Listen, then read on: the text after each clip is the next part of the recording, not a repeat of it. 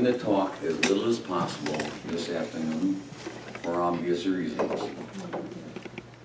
But I want to show you two dimensions of what I'm going to call American Apartheid. And I'm going to be showing you two films, substantially different, but with very common elements. As part of an introduction to each of those two films, I want to tell you that in 1917, during the height of the war on the Western Front, British High Command took a substantial number of British troops away from the fighting in France and transported them to Cairo. Militarily, logistically, it made no sense whatsoever. And it made no sense to anyone until several months later, the Balfour Agreement was made public, and then people said, aha, the British had to send troops to Cairo to take possession of Jerusalem so that they could give Jerusalem to the Zionist Jews at the end of the war. Nobody knew how the Turkish Empire and the Germans and the Russians were going to be subdivided. So it was wise policy if the British wanted to keep their word to the Jews that they had better take possession of Palestine. Militarily, it cost the additional lives of several 100,000 British young men in the Somme, some Australians undoubtedly in Gallipoli. Gallipoli, so that was part of the Gallipoli thing, huh? And it was not part of, Gallipoli is north of Asia Minor. Gallipoli is at the mouth of the Black Sea. That fighting made some kind of sense. Okay. But fighting from Cairo across the Sinai up to Jerusalem and Damascus made zero sense, except the necessity. Now, I call attention to this oddity of history because Douglas Reed has done an outstanding job of demonstrating how Jewish leadership, because I do not want to say the Jews, Jewish leadership throughout history have been absolutely superb at getting Gentiles to do their work for them. This was accomplished, the first recorded episode of this accomplishment is recorded in the Old Testament, where the Persian king took possession of Babylonia and liberated the captive Jews from Babylon. You find it throughout. I'm calling this American Apartheid because America is elbow deep, it is chest deep, it is nose and hair deep in the apartheid that is exercised by Israel. The United States gives roughly $3.8 billion per year to the nation state of Israel. That is in addition to preferential commercial treatment and American Jewish agencies getting the vast majority of funds from the Department of Homeland Security. A host of Jewish agencies enjoy tax-free status that were they controlled by any other agency other than American Jews. So see, these don't qualify as tax-exempt educational agency. They are going to support the occupation, the dispossession of Palestinians, the taking over of land, and in some cases, the killing of Palestinians when they have the audacity to object. the two elements of this quality of apartheid come up in terms of Jewish influence on what, for some idiotic reason, is called cultural Marxism.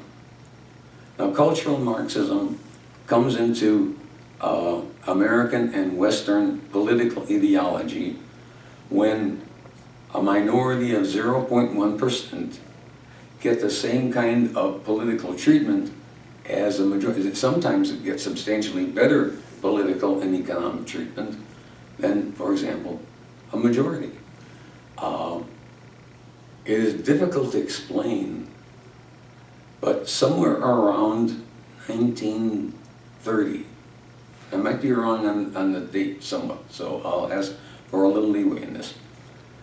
American Jews started complaining that they were inadequately represented in the students that were accepted into the elite universities and colleges.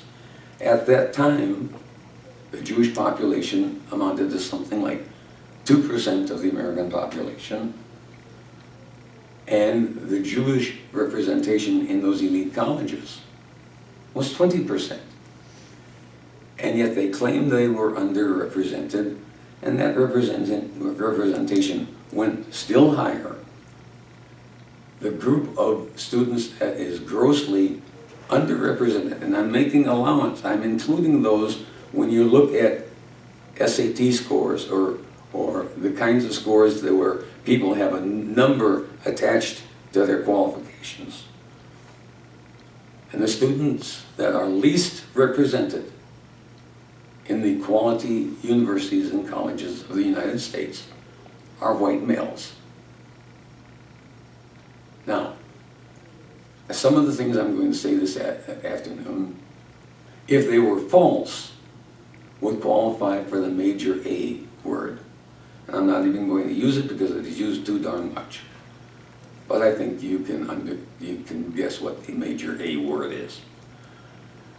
Since they are not false, but are true, they are simply bits of information to categorize as political and social influences that need to be explained. Now, in terms of cultural Marxism, I'm going to show a film, and by the way, Dawn, what I say about each of these films is separable. So if in the process of processing this film, you want to cut and paste so that what I say about the first film is in front of the first film, and what I say about the second film is in front of the second film, would make perfectly good sense to me. Unlike the West, Russians have not gone crazy with what we'll call cultural Marxism. They still pretty much think that women are women and men are men, and there's remarkably little ambiguity in between. And when a group of young thugs who were in Russia as part of the Sochi Olympics started abusing some Russian women at a discotheque, some of the local young Russian men took the matter into their own hands. And with some bruises and some cut lips, they were incarcerated in Russia because the Russians were not going to tolerate that kind of behavior.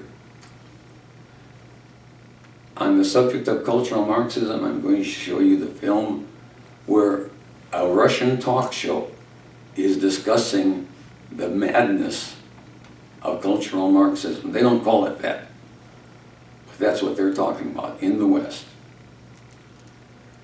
And I'm associating that with that segment of Jewish influence that is destroying the continuity and the cohesion of Western civilization.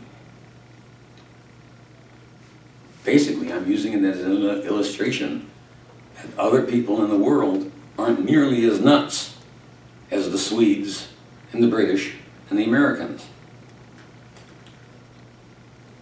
The second film is of a discussion is a talk given by Gideon Levy.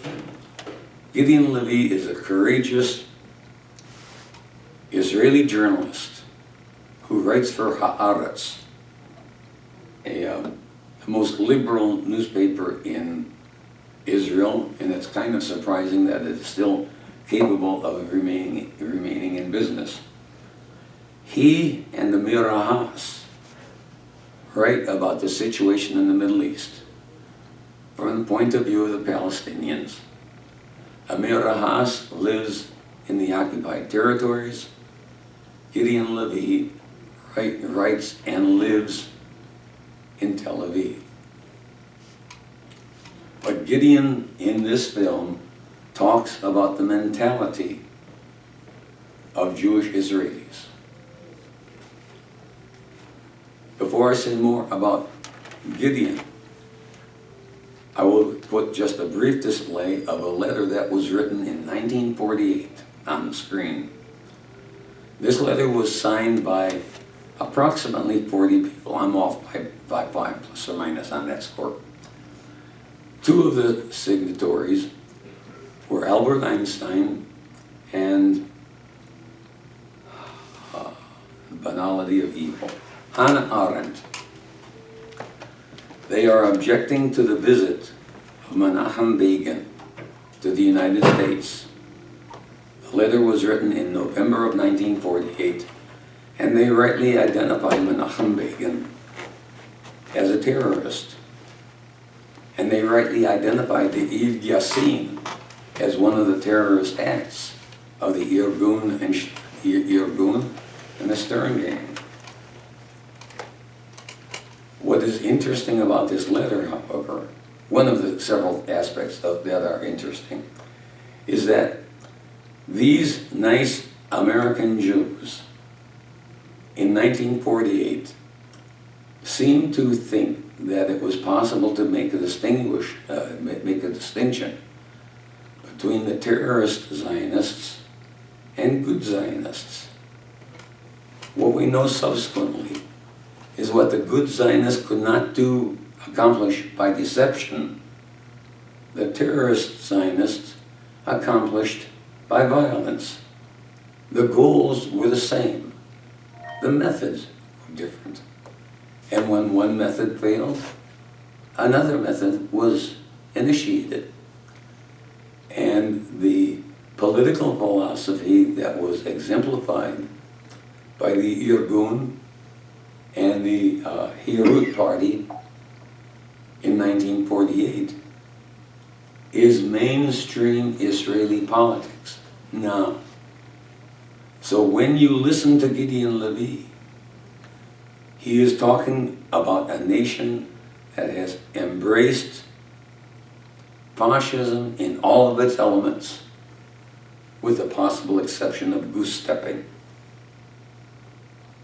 Israeli police and military do not serve the public. Their public is their enemy, because their public are Palestinian Arabs.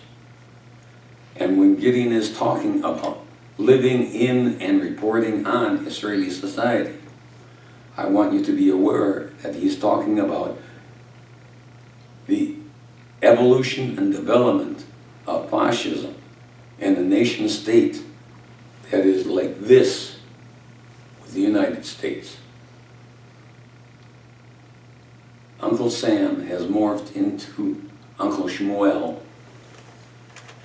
In the history of mankind, there has been no such relationship of manipulation between a small nation state and a major nation state, such as exists between Israel and the United States. What's the payoff for the United States? The payoff from the point of view of Christian Zionists is Armageddon.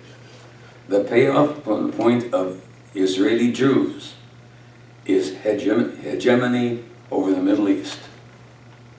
The two wars fought against Iraq were fought by the United States on behalf of Israel. The war that was initiated against Libya by the United States and Europe was fought on behalf of Israel. And the war that is currently being fought in Syria is largely, not exclusively in that case, but is largely being fought to make it easier for Israel to establish its hegemonic control over the Middle East. Israel believes it is essential to have control of the Shia crescent. The Shia crescent extends from Iran, through Iraq, through Syria, to Lebanon. And Israeli leadership will not be content until enough blood, hopefully Gentile blood, has been shed so that they are in control of that crescent. So, Question? go ahead. Still ask, why do the decision makers in the United States appropriate the money to have these things done, create the military in these countries? What is the motivation? Political survival.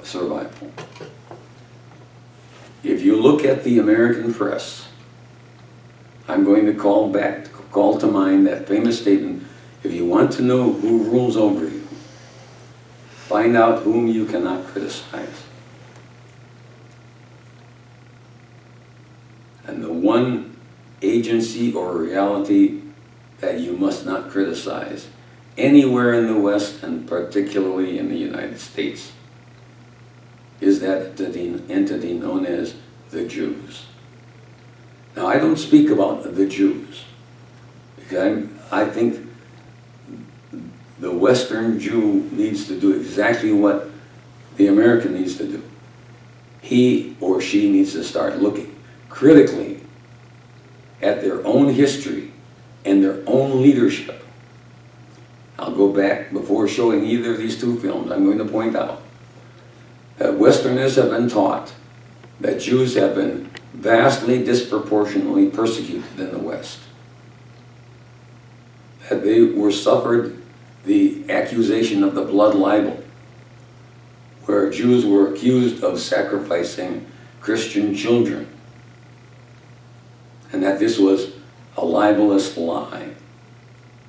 Well, Ron Unz has demonstrated that there were incredibly few, but there were Christian children sacrificed, probably by fanatic Jews, particularly during Purim, because Purim is a time when you celebrate your victory over your enemies.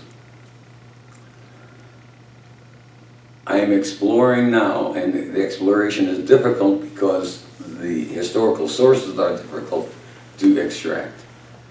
But in a host of cases where Western European leaders demonstrated hostility to the Jews as a group, the basis of that hostility was the actions of Jewish leadership.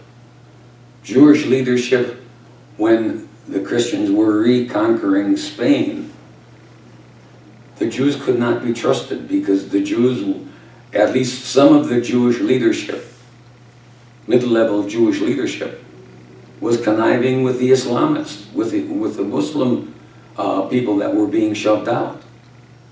They could not be considered loyal Spaniards. I want to point out, although this group has heard the story before, that the Zimmerman telegram was written at the beginning of 1917 by the German representative, by the German foreign minister, inviting Mexico to attack the United States, to establish two fronts.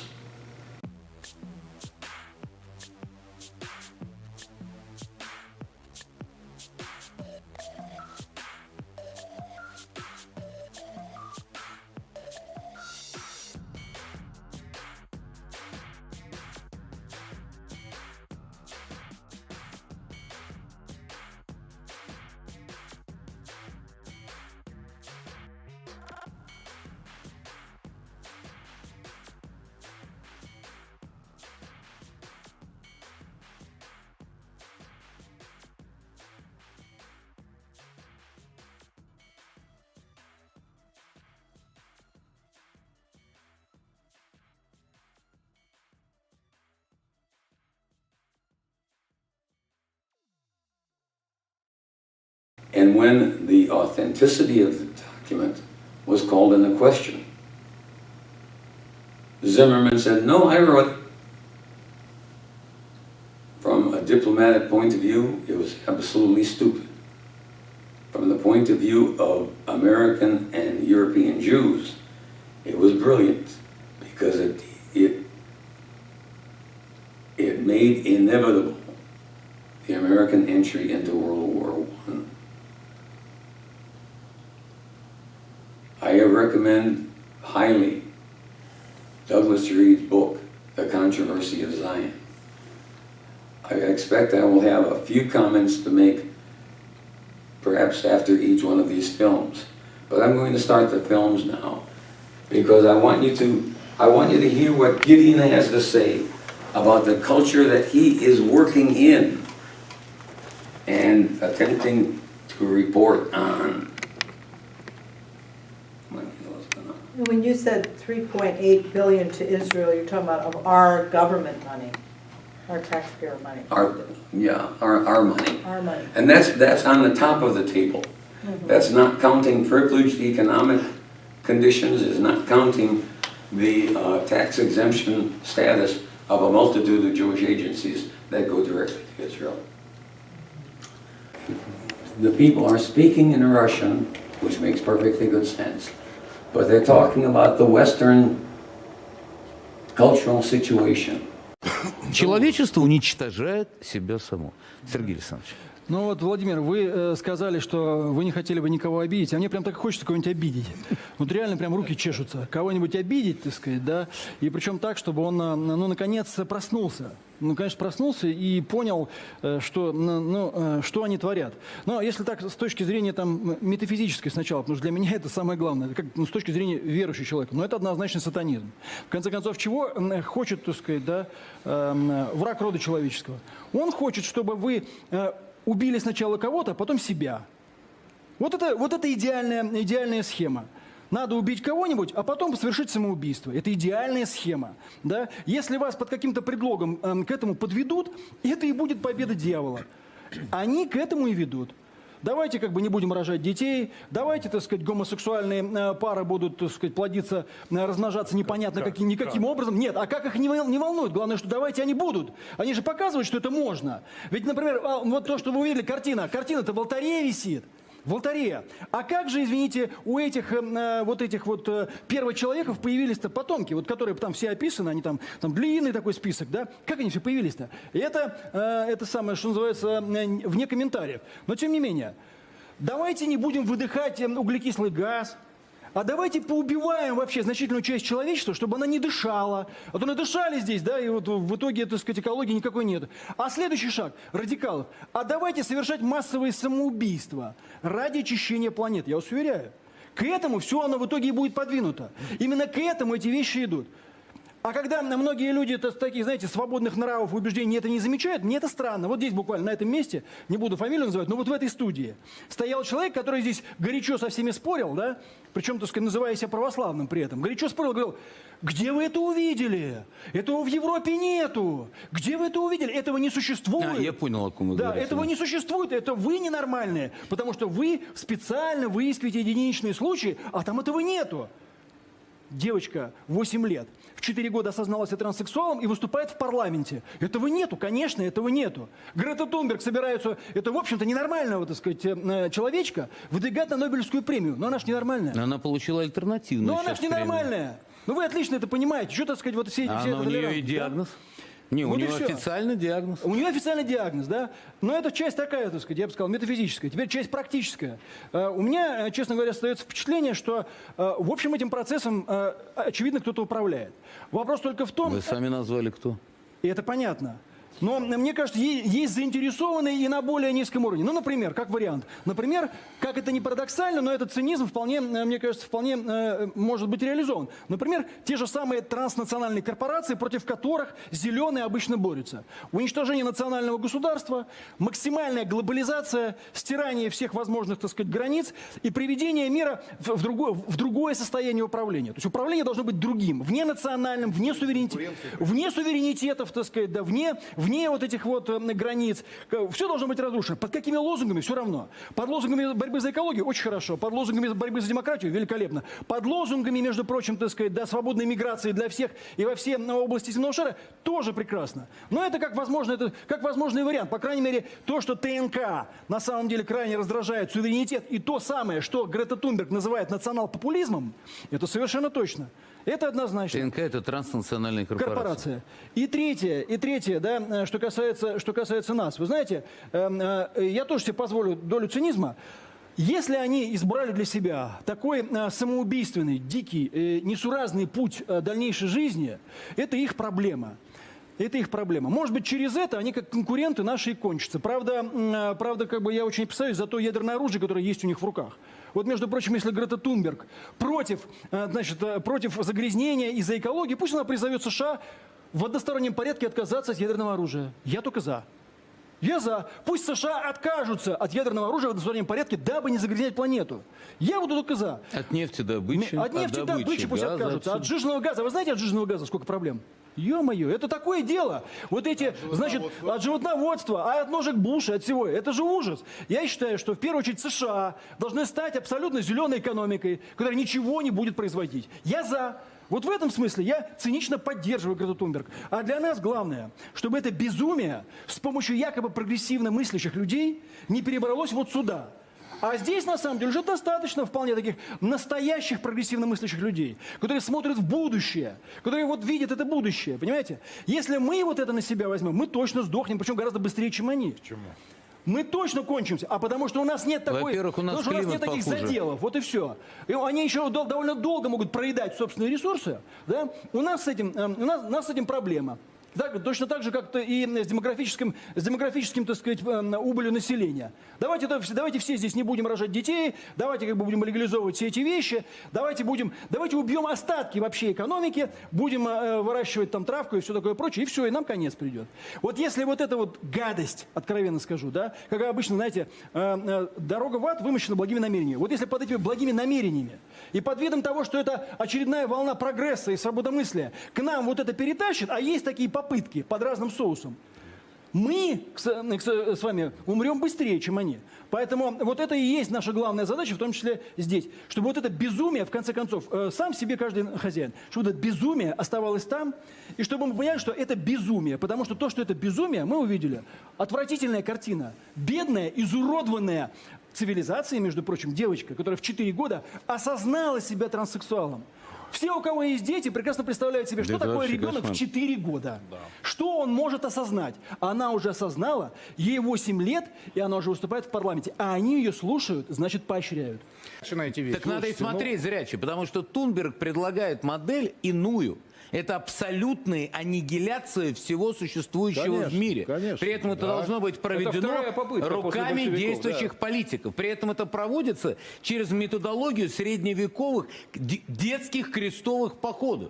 Когда они даже не понимают, к чему призывают. И их судьба будет ужасна. И в конечном счете это именно о том же, о чем Сергей говорил. Разрушение всех национальных границ. Конечно. И превращение мира в глобальный мир, в котором все равно будут править правильно транснациональные корпорации, олигархи финансовые. Вот и все. А капитализм современный вообще распался на несколько принципиально важных ответвлений. Поэтому Сергей очень четко выделил транснациональные корпорации. Тут согласен Поэтому полностью. сейчас левые и правые стали правы. Это то, о чем говорил Карен Георгиевич несколько раз, говоря о Трампе, которые пытаются защищать национальные интересы, национальный капитал, а ТНК как раз наоборот разрушает всю структуру мира. И, кстати, спонсирует этих самых леваков. А ведь поэтому и спонсируют этих самых леваков, чтобы разрушить любую форму государственности. Потому что, кроме всего, падают таможенные барьеры, углубляется рынок. Нету конкуренции со Нету стороны. конкуренции. Но они не понимают, как они себе готовят смерть. Абсолютно, Потому что традиционные общества, существующие в Африке и в Азии, начинают занимать места европейских народов, приходя на территории, которые для них, по большому счету, впадают в грех. А что не так? It's worth pointing out that the host of this program is a Russian Jew, and the person who was doing most of the talking is a Russian Orthodox. And in terms of their criticism of cultural Marxism, they were one and the same. So we're not talking about an intrinsically Jewish issue, but we are talking about what I will call the Western Jewish association with cultural Marxism. I'm delighted. I would like to get this kind of discussion on an American television program, but you know what? They would be shouting at one another instead of communicating and discussing the major cultural and civilizational problems. The Russians are intending and holding on to their cultural and civilizational continuity and cohesion, and the West is not. Okay. The next film is of Gideon Levy, and I remind you that he's talking about the country that he's reporting on and living in.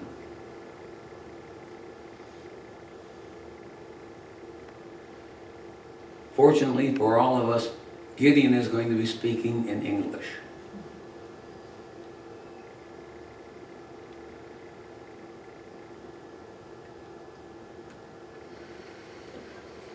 I'm very pleased to welcome back Haaretz columnist Gideon Levy.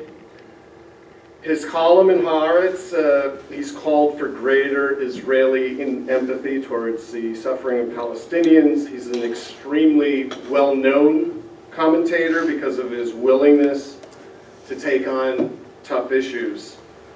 Consequently, he's no stranger to very intense opposition.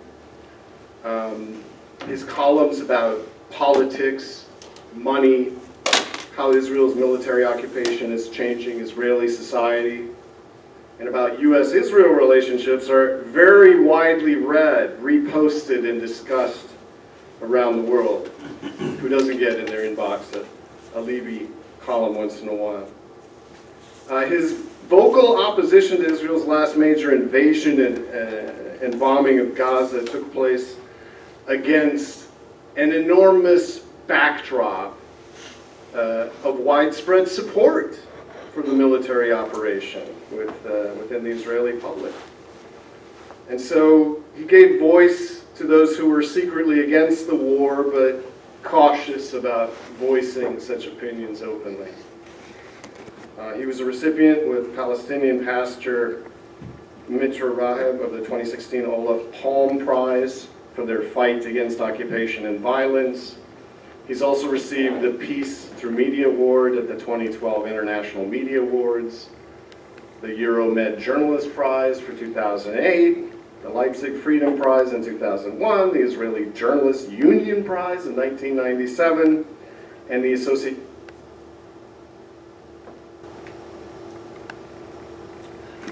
Have to get through Grant's introduction.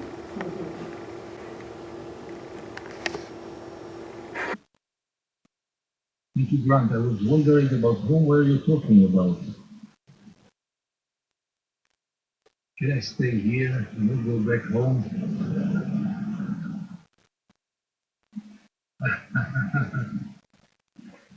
It's my third time here with those wonderful people. And the third time, on one hand, I feel so much at home. You know, so many faces. You all get younger, I get older. You all get more energized and more devoted, and I get more and more desperate. But it put me also on a challenge, because already in my second time here, I started my speech, as far as I can recall, with the concern that I'm going to repeat myself and bore you to death. Because by the end of the day, I'm a singer of one song, and you've heard it already. But the organizers were sophisticated enough this time, and they gave a very strange title to my speech, which doesn't enable me to sing my song. I have to fit to a new song. So I do my best, but I'm really, really so grateful for all the wonderful people who brought me here, and Katrin, my partner. This day was so interesting for us, so enriching. In Hebrew, we have this expression, we came to strengthen and we came out strengthening. And this is what I feel after a conference like this. This maybe you are holding the key for any kind of change, for any kind of hope. Because as I try to claim later on, the hope for change within Israeli society is so limited, is non-existent. And when the United States is still so crucial, people like you really can make a difference. People like you can really be a game changer, and I mean it. It was never before that Israel and the United States shared the same values like in those days. The only place on earth that Donald Trump is beloved, admired, adored, and appreciated is Israel. The only place that Benjamin Netanyahu is admired, adored, beloved is the United States. If this is not shared values, what is shared values?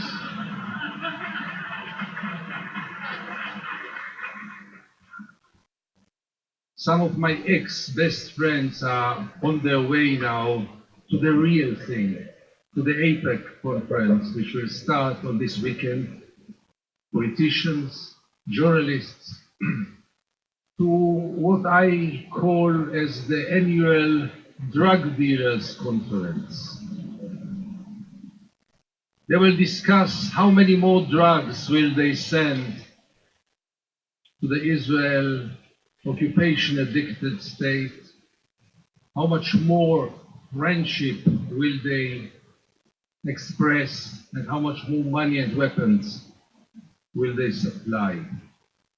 And I can tell you, in the United States, as an Israeli, we don't have a bigger enemy than the Jewish lobby. We don't have a bigger enemy for justice, for peace, for equality, than those who think that if you supply the drug addicted with more drugs, you are his friend. That if you support him blindly and automatically, whatever he does, you are a friend. No, my friends, those are not friends, those are enemies. And I can't tell you how happy and proud I am to be here today and not there tomorrow.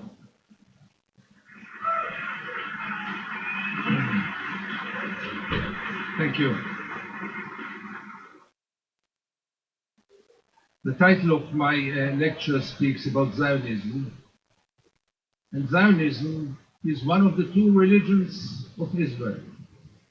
And as religion, as any religion, you can't question it. The second religion is obviously the religion of security. So between Zionism and security, anyone in Israel who dares to raise any kind of question mark is immediately perceived as a traitor. It's impossible to describe you what does it mean to say that you have some questions about Zionism. Imagine yourself if you question today the other religion, if you claim that the Israeli IDF, the Israeli Defense Forces, are not the most moral army in the world. Let's say they are the second moral army in the world. How dare you? We are getting it with the milk of our mothers, even though my mother was not such a Zionist, I think. But it's very hard to understand from the outside how an ideology became part of the DNA. How an ideology became something which must be taken for granted, and there is no room for any question. I know it about myself. I know how I grew up. I know what I thought about those very, very, very few who claim that they are not Zionists or, God forbid, anti-Zionists. They were the Satanists, even though they were Jews and Israelis. I don't recall one example on earth in which an ideology is so totalitarian, is so sane, is so holy that you have no right to put any kind of doubts, question marks, nothing, not about the past, not about the future, not about the present, nothing. It's unbelievable when you live in a state in which if you declare that you don't accept this ideology, you are not part of the place. You're not part of society. You have no place there. Go to Gaza, go to Damascus. Don't stay here. And this leads me to the culture. Because when it comes to Zionism and friends, we have to face reality. When it comes to Zionism, there is no difference in Israel between left and right. When it comes to the occupation, which is part and parcel of Zionism, there is no meaningful difference between left and right in Israel. And when I mean left and right, I mean the so-called Zionistic left, Labor and others, and the right-wingers. The difference is only by rhetoric. So those of you, and I know some of my Israeli friends who bought already some champagne bottles, ready to open them the moment that Benjamin Netanyahu will be impeached, or even go to jail, and they will celebrate how Israel is coming from darkness to light, how freedom and peace is around the corner because we got rid of the tyrant, the right winger, the fascist, and after this, the light is around the corner. As usually, I have bad news for you. Because by the end of the day, when you judge the real policy, not the rhetoric, yes, Labor and left are having much more sympathetic rhetoric. Between other sins that I committed, one of my sins was working for Shimon Peres for 4 years. He didn't stop talking about putting an end to the occupation. He didn't stop talking about it's not democratic and of justice, that one people governs another people. Beautiful, beautiful ideas that Benjamin Netanyahu and those right-wingers would have never said. But by the end of the day, Peace Nobel Prize winner Shimon Peres is the founding father of the Settlements Project. So what do we get out of this nice rhetoric except of showing a nice face of Israel and doing the very, very, very same crimes? So I'm here not to spread optimism, as you might know me by now. But when it comes to the basic, Israel is really united. I still remember, Grant, those days in which the joke was that three Israelis shared, sorry, I spoke it. The two Israelis share three views. Today, three Israelis share hardly one view, and it will be not only Zionist, but pro-occupation. As you might know, occupation is off the table in Israel. Nobody talks about it, nobody discussed it, nobody is concerned about the occupation. It is, like one of those things, like the rain, like the sun, force majeure. Some like it less, but nobody thinks that anything can be done about it.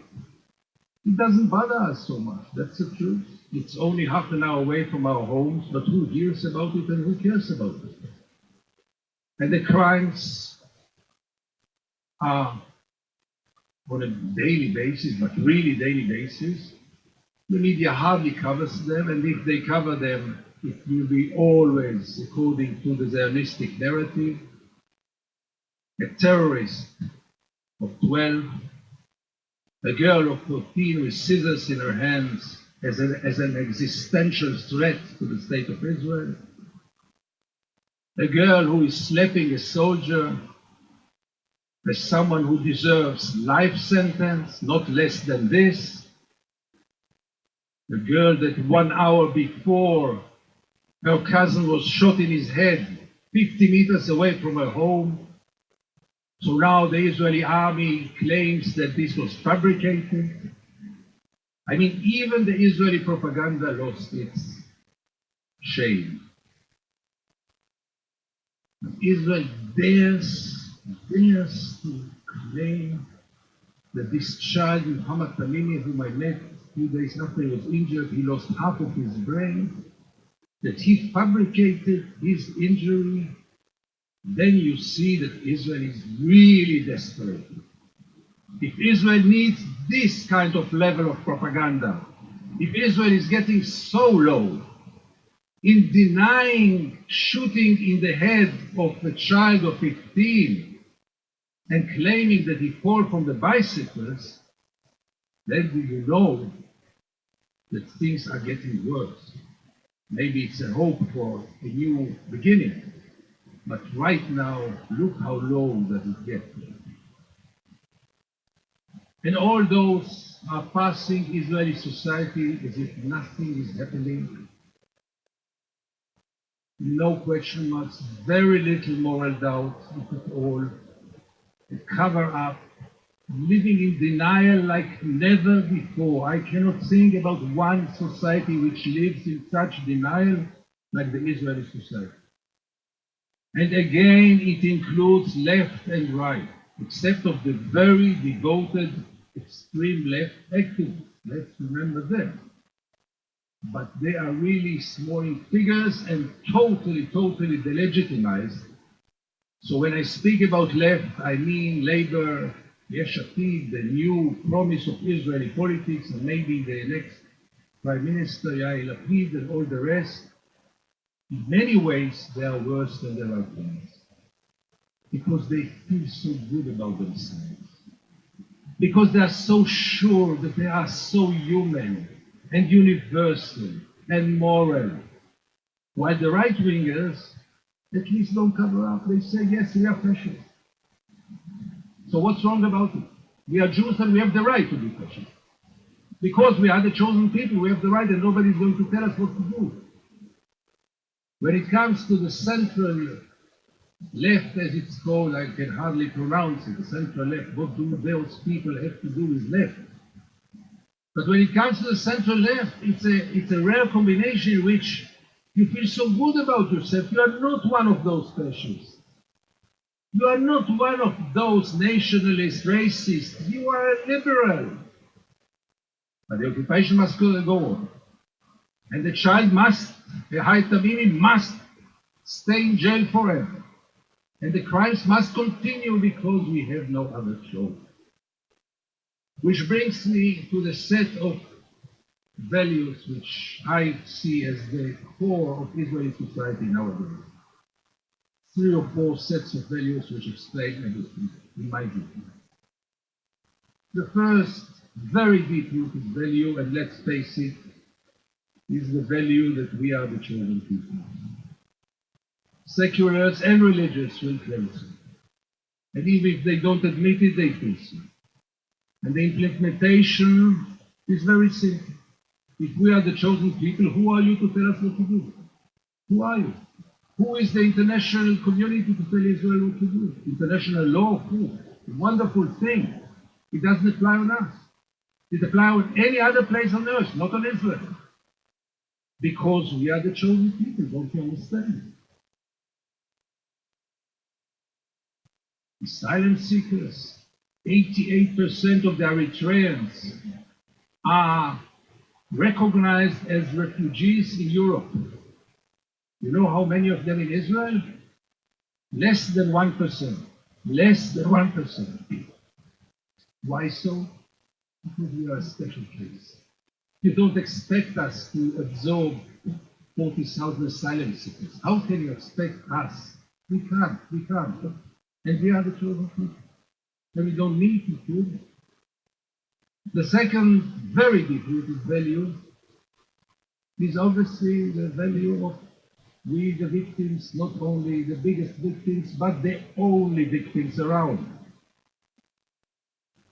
I know many occupations which were longer than Israeli occupation, and the Israeli occupation, some were even more brutal, even though it's getting harder and harder to be more brutal than the Israeli occupation. I don't recall one occupation in which the occupier presents himself as the victim. Not only the victim, the only victim. if to phrase here, if to quote here the late Golda Meir, whom I quoted also last time, I know, but it is so unforgettable I have to use it again. She once said that we will never forgive the Arabs for forcing us to kill their children. We are the victims. We are forced to kill their children. For us. And as the victim and the only victim in history, again, it enables us the rights to do whatever we want, and nobody is going to tell us what to do, because we are the only victims. To this, there is a third very deep-rooted value, and this is the very deep belief, again, everyone will deny it, but it is scratched under the skin of almost every Israeli. You'll find it there. The Palestinians are not equal human beings like us. They are not like us. They don't love their children like us. They don't love life like us. They were born to kill. They are cruel. They are sadists. They have no values, no manners. Look how they kill us. This is very, very deep-rooted in Israeli society, and maybe that's the key issue. Because as long as this continues, nothing will move. As long as most of Israelis don't perceive the Palestinians as equal human beings, we are so much better than them. We are so much developed than them. And we are so much human than them. As long as this is the case, all our dreams, and we have some dreams, and I'll get to them, all our dreams will never become true as long as this core issue will not change. So you have a society with a deep conviction in its justice, in its right way, with very, very few question marks. Anyone who dares to raise a question mark is immediately, in a very systematic way, is immediately erased, demolished. It's unbelievable how this machinery works in Israel. We are talking here about how efficient is the Jewish lobby here. Look at the Jewish lobby, so-called, in Israel, breaking the silence. For years we were dreaming about the day that soldiers will stand up and say the truth. Not Gideon Levy, the liar, the traitor, who tells us all kinds of stories about the Israeli crimes. No, soldiers who have committed those crimes will just come and testify about what they have been doing. And here it came. Over 1,000 testimonies of soldiers who, in a very brave way, gave their testimonies about what they have been doing in the occupied territory throughout the years. This should have been an earthquake in any healthy society. It's our sons. But what happened? Nothing. Breaking the silence was immediately delegitimized by the establishment with the typical collaboration with the Israeli media. And I'm afraid to say that breaking the silence is crashed. And this is just one example. Israeli society, especially in the last years, has a very clear intention to crash any kind of criticism from within and from outside.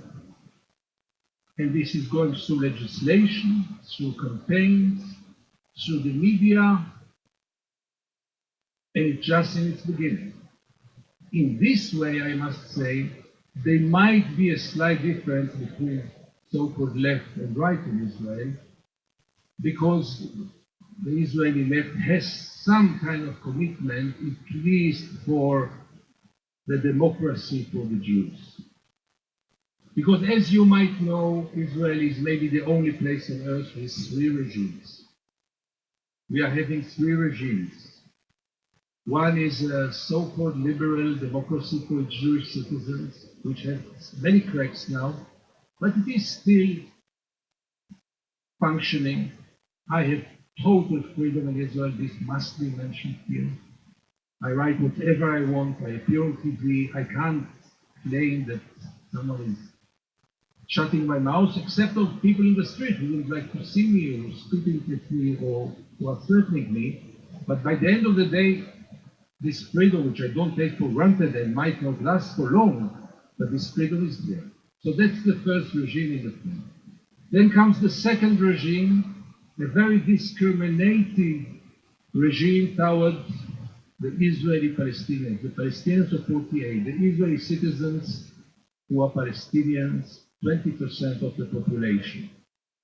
They are discriminated in any possible aspect of life, but they gain formal equal civil rights. They vote, they elect, they can be voted, they can be elected, and that's the second regime. And obviously the third regime, which Israel is hiding, is the military occupation, is the military regime in the occupied territories. And here I allow myself to say with no doubt that this is today one of the most brutal, cruel tyrannies on earth, not less than this. I repeat it, the military occupation in the occupied territories is today one of the brutal, cruel tyrannies on earth. How dare can someone call Israel the only democracy in the Middle East when in its backyard there is one of the most cruel, brutal tyrannies in the world? How can you do it? Can you be half pregnant? Can you be half democratic? Can you be a democracy in the front and a tyranny in your backyard? And here comes the next lie that we should fight. The claim that it is all temporary. No, my friends, it was never meant to be temporary. It is not temporary, and it will not be temporary if it depends on Israel. There was never an Israeli statesman in an important position, an influential position, prime minister or so, who really meant to put an end to the occupation. None of them. Some of them wanted to gain time in order to strengthen the occupation. Some others wanted to gain time by getting all kinds of interim agreements just for gaining time. Some others wanted to be perceived by the world, to be hugged by the world as people of peace, but none of them had the intention to put an end to the occupation. How do I know it? I don't know what is in their hearts. I know only one thing. Israel had never stopped building settlements. And anyone who builds one house in the occupied territories have no intention whatsoever to put an end to the occupation.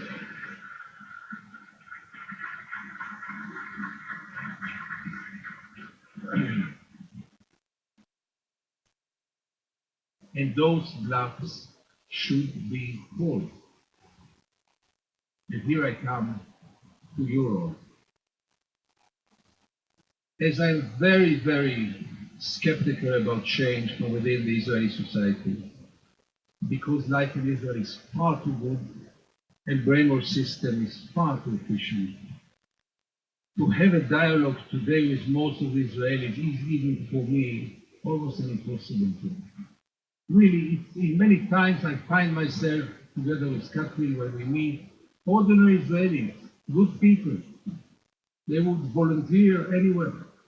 But when you start to talk with them about the occupation, after 2 minutes you will just tear your hair. I mean, you don't know what to do. You don't know where to start. Brainwash is so deep, and the denial is so deep, and the ignorance, they know nothing. Anyone in this hall knows so much more about the occupation than any average Israeli, including those who served there in the army. They know nothing. And what they know is wrong. So to expect a change from within this society, when restaurants are packed, when life is beautiful, when there is hardly terror in Israel, there's hardly even what they call terror, those exploding buses and all those things. The only violent attacks are mainly now in the occupied territories, not in Tel Aviv. Tel Aviv is living a very, very peaceful, secure life. So to expect this society to stand up and to say no more, out of what incentive? So as long as this balance is that Israel is either gaining out of the occupation or not paying anything for it, as long as any Israeli doesn't feel that the occupation is something he should think about, why should he be bothered? He doesn't pay, he's not punished, and even if he's paid, he does not make the linkage. Because even if there were those years of the Second Intifada, which were really, really bloody, with exploding buses and suicide bombers, nobody made the linkage to the occupation. If you dare to make the linkage, you will be immediately accused as a traitor, because how dare you, because you justify terror. So they explode buses because they were born to kill. It has nothing to do with the occupation. So there was no progress or change, even not after the violence. So if life is so good, there's really no reason to go for a change, and therefore the hopes for change from within the Israeli society are really, really very minimal. And again, with all the respect to those groups who are fighting, who are not giving up, who are struggling, who are going to demonstrate every Friday in another village against the fence, against the occupation, against all those things, wonderful people, including many, many young people. But finally, it is a small group and relatively. And therefore, people like me, my only hope is from people like you. That's right now the only hope. And we are hearing here today, all day, including from Grant's very, very knowledgeable lecture, figures that are depressing even me. The Jewish lobby is so strong. But by the end of the day, let's see it in a more realistic way. They are moving now the American embassy to Jerusalem. Big victory for Israel. Big victory for the occupation. By the end of the day, what does it mean? It means that the United States has declared officially the death of the two-state solution. It means that the United States has declared officially what we knew for many, many years, that the United States is not and cannot be a fair mediator. He declared that the United States is officially the friend of the occupation and only of the occupation. He declared officially that the funeral of the two-state solution and the funeral of America as a mediator in the Middle East went to its way already. For the long run, I see it as an achievement. End of the masquerade. End of the masquerade, end of the lip services. And I'm very grateful, you'll be surprised, to Donald Trump who brought us there. Now, I just feel sorry for one person, but you know, this is not so much. I really feel so much sympathy, empathy, and sorrow for Ambassador David Friedman. He will have to move from Herzliya by the sea, from this lovely villa to Jerusalem, and believe me, he deserves it.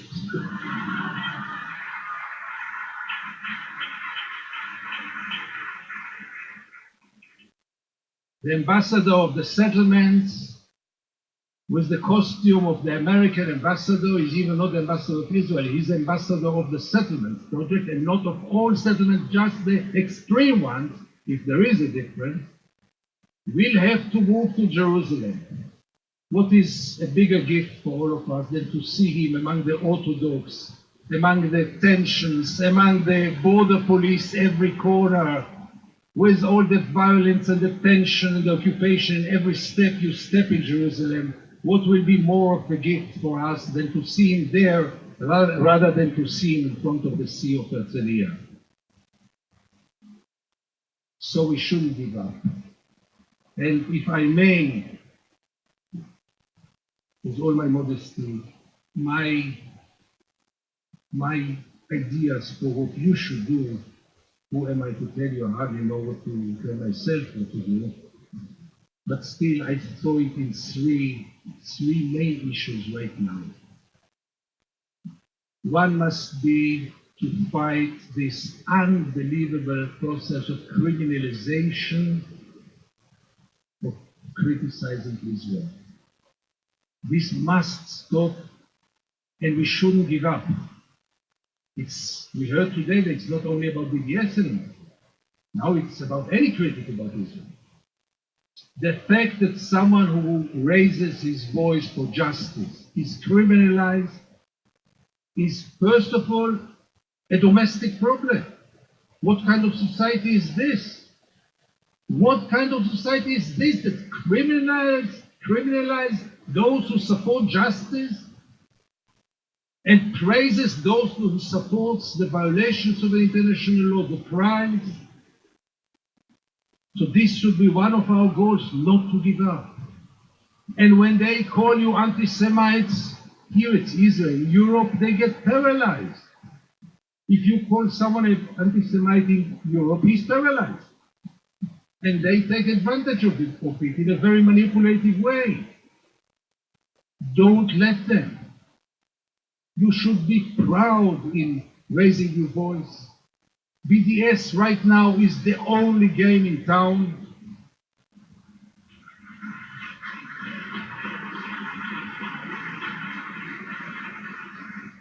BDS is a legitimate tool. Israel is using it by calling the world to boycott Hamas, to boycott Iran. You have the full right not to buy products from sweatshops in South America, South Asia.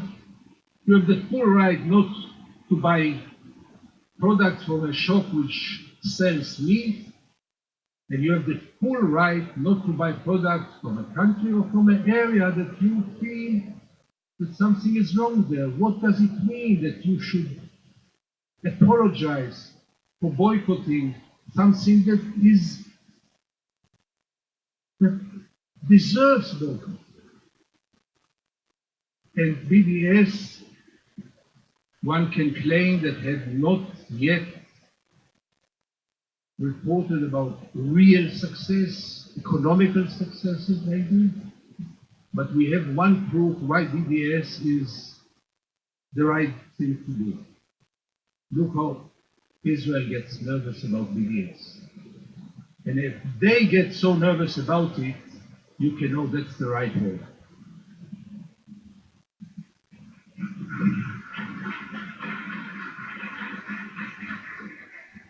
Grant, if you'll invite me next year again or in 2 years, I'm not sure I will be able to say those sentences, because those sentences very soon will become a violation of the Israeli law. You are not allowed to call people to boycott Israel, but that's challenging. The second challenge that I see for you is to try to tear, especially in this country, the lie that Israel is the only democracy in the Middle East. We need it desperately. It's all about the truth. It's all about telling the people the truth. And as I said before, the state which possesses one of the most brutal tyrannies on earth cannot be called a democracy, period.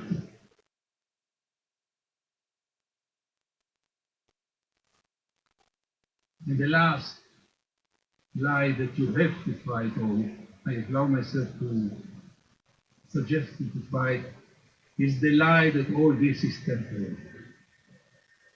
After 50 years of occupation, why would we say after 50 years? After 100 years of occupation, or after 70 years of occupation? Because 48 never stopped, let's remember it. It's the same policy. Those are the same methods, same lies, same brainwash, same explanations and excuses. And as long as this continues, nobody can claim that this is temporary. The occupation is there to stay. and we should call the bluff and say this colonialistic project has no intention to come to its end, even though here and there are some statesmen or politicians who claim so. No, you never had an intention to put an end to it, and you don't have it. And as it says 000 in my timer, is it an appreciation for my talk? They run 3 zeros. In any case, my last sentence would be what should be the solution. And it was mentioned here, and therefore I'm not getting into elaborating on it, but I just feel committed to say so. For many years, I was a great supporter of the two-state solution. I saw that the two-state solution is a reasonable and achievable solution.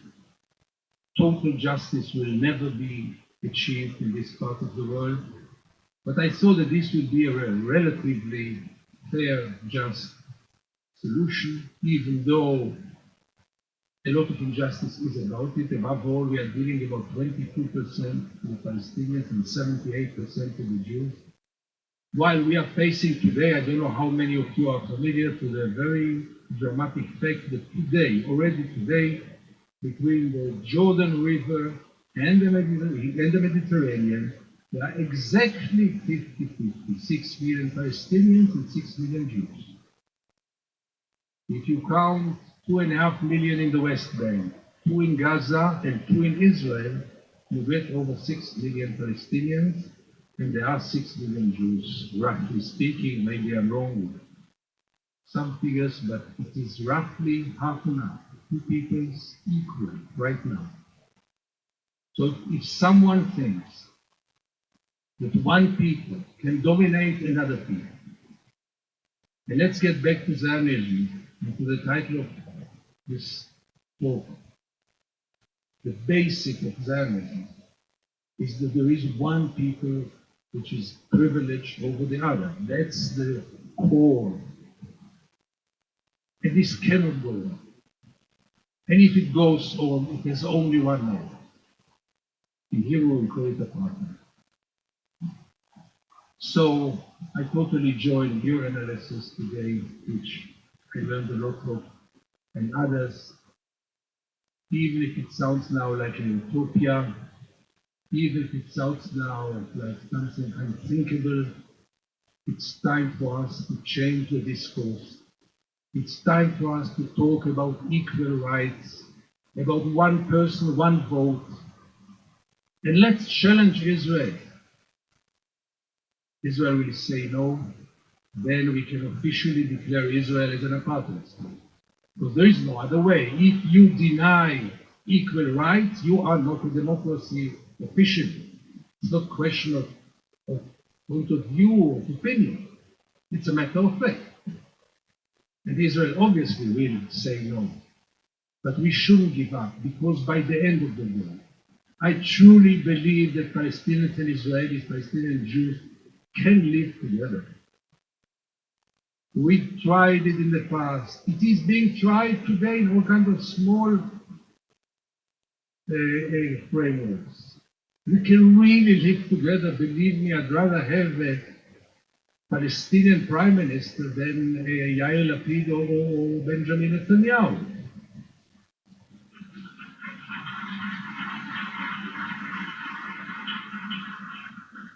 So by the end of the day, we should be clear about the hope, about the vision. We should understand that the road is still very, very long to go. We are just in the beginning. But unlikely, at least for me, unlikely the last years in which I continue to say almost out of my sleeve, two-state solution, knowing that it will never happen, knowing that no one is going to evacuate 700,000 settlers, knowing that nobody meant to do it, and knowing that it will not solve the basic problem. So we have a vision. We have, meanwhile, some goals. There's so much work to do for you and for us. So let's not waste more time on talkings. Thank you very much.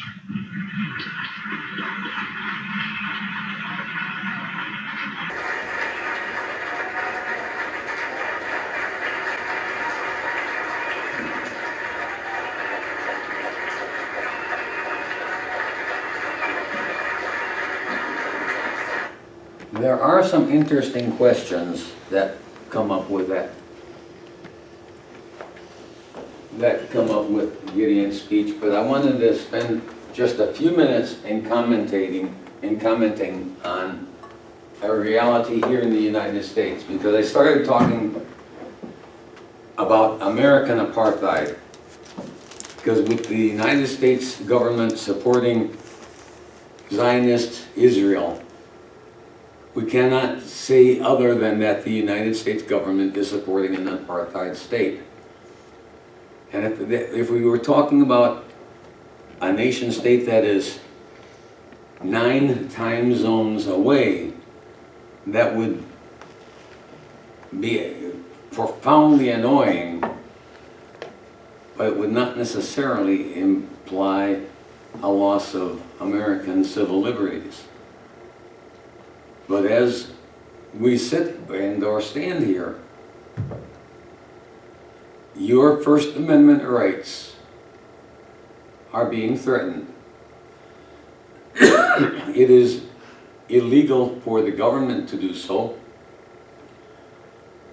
and there are laws being pushed by the Israel lobby that the Senate and House of Representatives are intentionally not passing, because as soon as they're challenged by the Supreme Court, they'll be tossed out. So what is being done instead is that Donald Trump is being invited to declare by executive order that any educational institution that does not observe in its policies the new definition of anti-Semitism will be deprived of funds. And they won't go to Harvard or Brown. They'll take as a test case the smallest, least popular college or university and say, no, you get X% of your operational budget from educational grants. Are you going to keep this professor who teaches this course, or do you want to continue getting our educational grants? The answer is obvious. Norman Finkelstein was refused a position at, I'm blanking out, was it Loyola? In any case, a Chicago University. He was entitled to tenure and he was denied it. And Norm Finkelstein has impeccable credentials. I think he's wrong on a few basic points, but his credentials are impeccable. But the contributions from the Israel lobby far outweighed his popularity with the students. And if that applies to Finkelstein at Loyola, I'm presuming it was Loyola, it will apply to San Diego State and University of Chicago. And your right to have your children educated at an institution that teaches something approximating historical truth will be denied. So it's not merely a matter of supporting an unjust state 9 time zones away. It's one more crack in the civil liberties that you and I enjoy. And that's a crack worth fighting over. Thank you.